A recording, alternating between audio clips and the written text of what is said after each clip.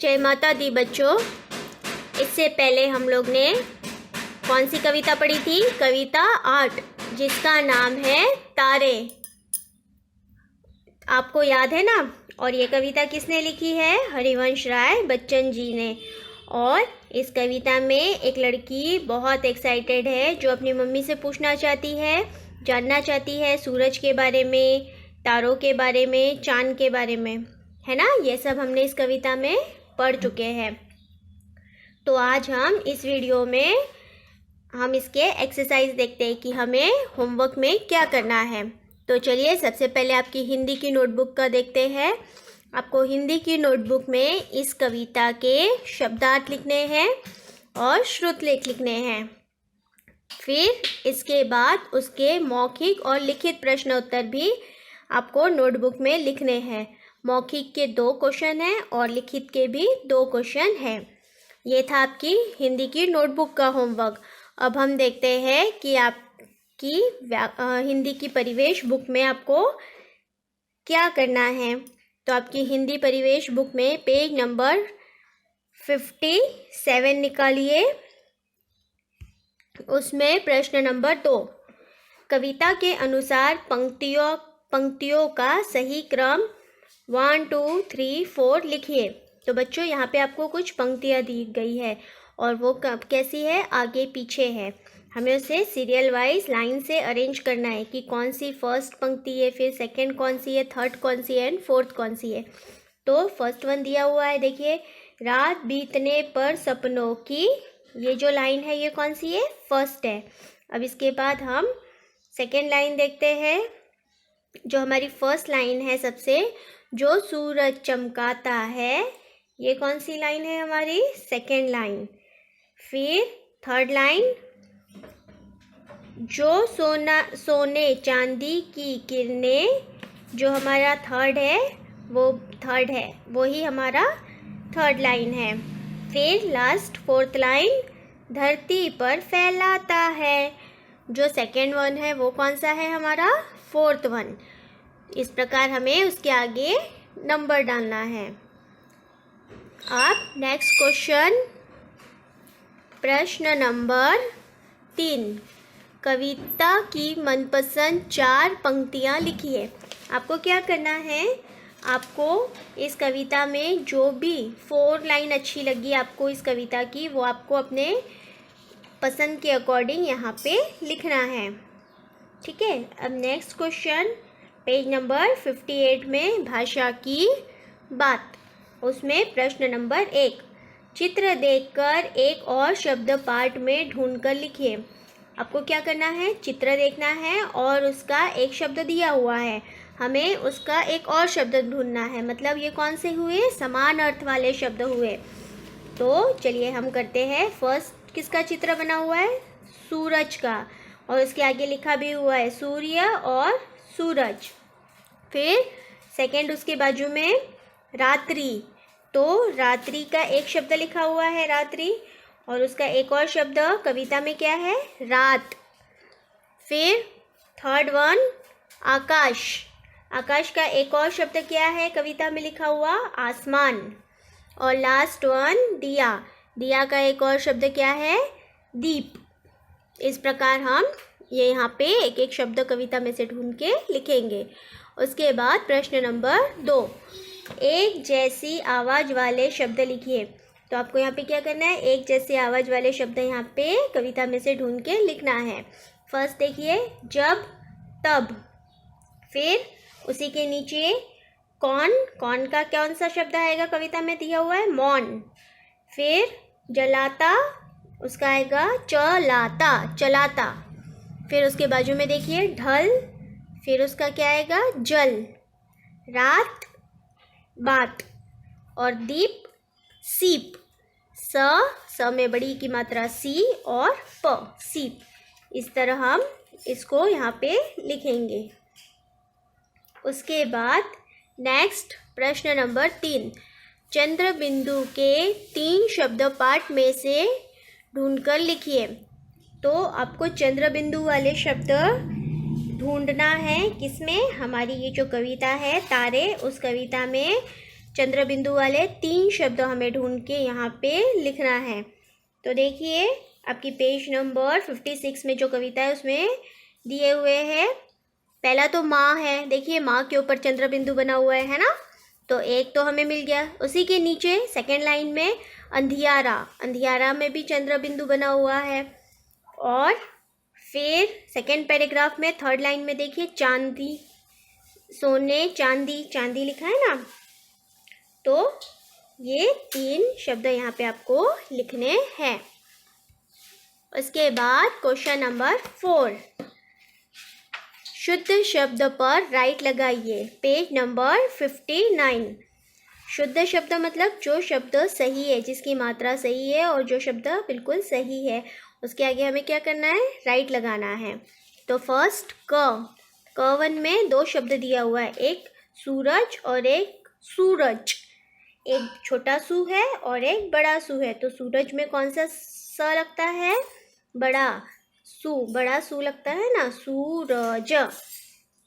तो second one के आगे हम क्या करेंगे, टिक करेंगे। उसके बाद ख1 चांदी और उसके नीचे चांदी, तो कौन सा आएगा, चांदी। चा के ऊपर चंद्र बिंदु लगा है, वो सही शब्द होता है चांदी, सोने चांदी, है ना, ऐसे बोलते हैं ना, हम चांदी तो नहीं बोलते। तो फर्स्ट वन राइट आंसर।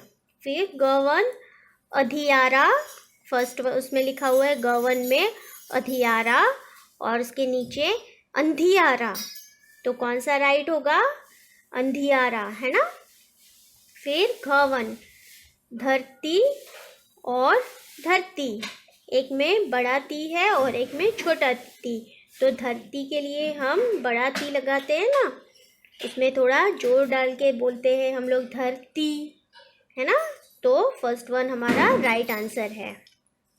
उसके बाद प्रश्न नंबर 5, नीचे दिए चित्रों को देखिए और लिखिए कि कौन क्या कर रहा है।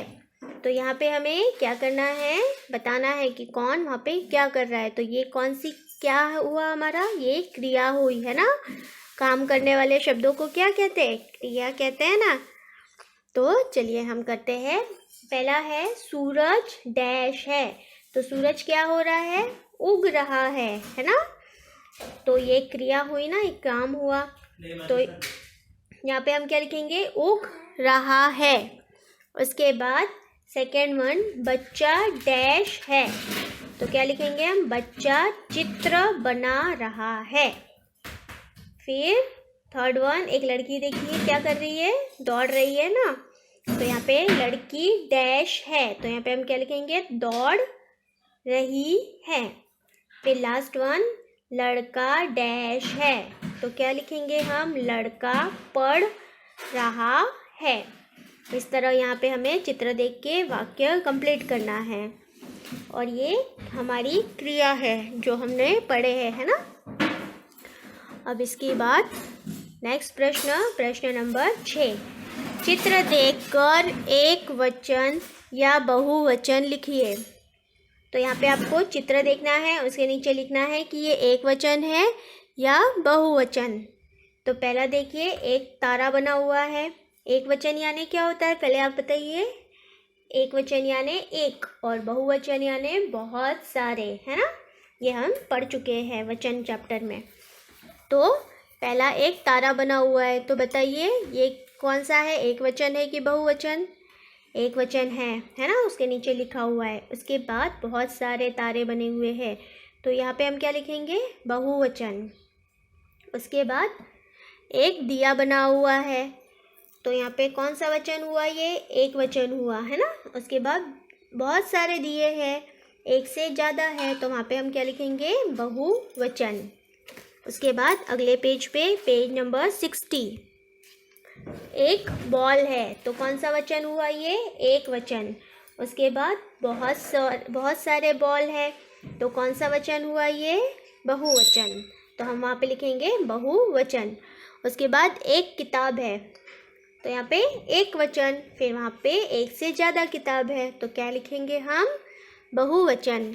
इस तरह हमें हर चित्र को देख के उसके नीचे वचन लिखना है कि वो एक वचन है या बहुवचन। ठीक है।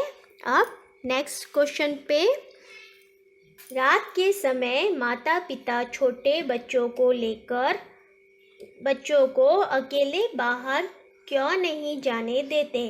सही वाक्य पे राइट लगाइए। तो बच्चों, आपको यहाँ पे क्वेश्चन किया है कि जब रात होती है तो हमारे मम्मी पापा छोटे बच्चों को अकेले बाहर क्यों नहीं जाने देते? तो यहाँ पे आपको कुछ ऑप्शन दिए हुए हैं, उसमें से आपको जो भी उचित ऑप्शन लगता है, सही लगता है, वो आप उसके आगे टिक कीजिए। ये आपको खुद करना है, ठीक है। अब इसके बाद लास्ट क्वेश्चन हमारा, कुछ करने की बात। उसमें फर्स्ट वन, रात में जागने वाले जीवों पर राइट लगाइए। तो यहाँ पे कुछ जीव दिए हुए हैं, उसमें से हमें बताना है कि कौन से जीव रात में सोते नहीं, वो रात में जागते हैं। तो चलिए हम देखते हैं। पहला चित्र है उल्लू, फिर उसके बाद में बिल्ली, फिर तितली, फिर गिलहरी, फिर सेकेंड लाइन में एक चिड़िया है, फिर घोंघा और लास्ट में चमगादड़। तो इनमें से ऐसे कौन से पक्षी है जो रात में नहीं सोते, बर्ड एनिमल है? तो फर्स्ट वन हमारा उल्लू। जो उल्लू होता है ना, आउल, वो रात में नहीं सोता, वो पूरी रात जागता है। तो उसके आगे हम क्या करेंगे? टिक करेंगे।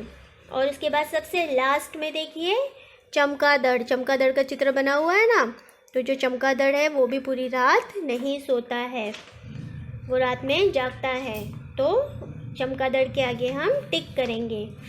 तो इसमें दो जीव है, एक है उल्लू और दूसरा है चमगादड़, ठीक है। अब इसके बाद हमारा लास्ट क्वेश्चन, रात के अंधकार में टिमटिमाते दो सितारों के नाम लिखिए। तो आपको दो तारों के नाम लिखना है जो रात को टिमटिमाते यानी बहुत ज़्यादा शाइन करते हैं।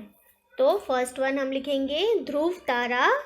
एक ध्रुव तारा है, उस तारे का नाम है ध्रुव तारा, जो बहुत ज़्यादा शाइन करता है, टिमटिमाता है।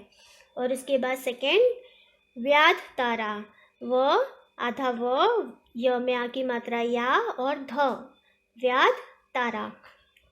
तो ये दो तारों के नाम थे, ये हम यहाँ पे लिखेंगे। तो ये था आज का हमारा हिंदी का होमवर्क, जो हमें हमारी हिंदी की व्याकरण टेक्स्ट बुक में ही करना है। तो आज के लिए बस इतना ही। धन्यवाद।